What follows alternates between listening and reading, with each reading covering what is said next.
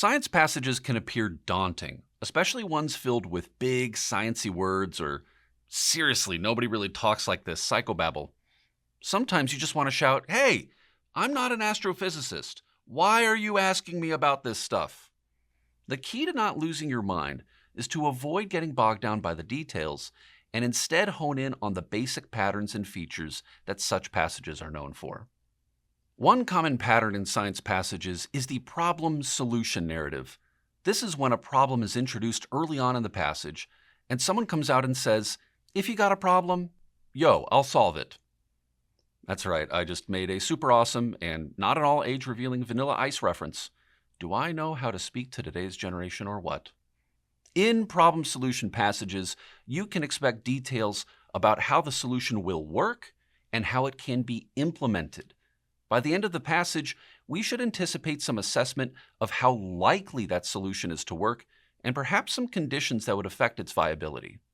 Another common pattern is the exploration of new discoveries, especially ones that reshape our understanding of science in some way. It's not unusual for such discoveries to challenge or even overturn long-held beliefs or customs. The new discovery and its significance are usually introduced at the beginning, and that tends to be the main point. The rest of the passage will typically present a chronological outline of how that discovery was made and any obstacles that were faced along the way, often from cranky colleagues who don't like change. A third pattern is the multiple perspective narrative, which presents a debate between people with differing schools of thought. In such passages, you can anticipate supporting evidence for both sides and likely a lot of information about how one party responds to the other. Because of that, you can also anticipate several questions that will be asked about the different views presented.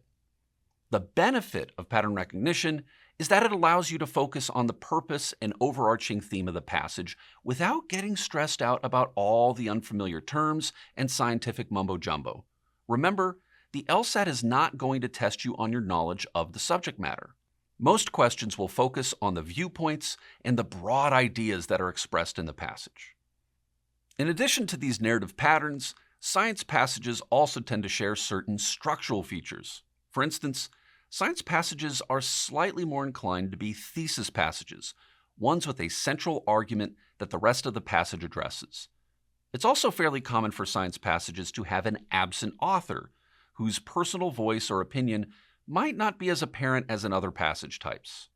Instead, the focus is usually on the science itself, which means you'll need to decode the message without much help from the author's cues. So, what can we do to help ourselves improve on these crazy science passages? First, try to hone in on the passage's secondary structures. Does the author pose a question?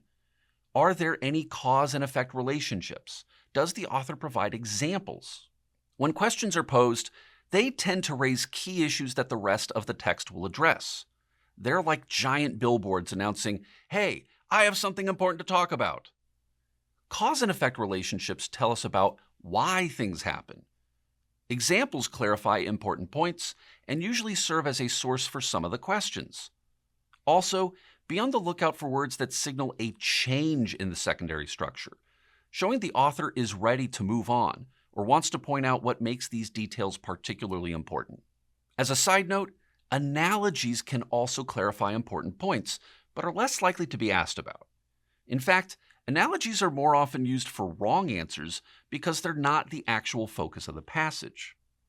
Another tip, when confronted with an onslaught of details, don't be afraid to let your eyes glaze over momentarily, skimming the surface to understand the significance of the details rather than, well, the details of the details.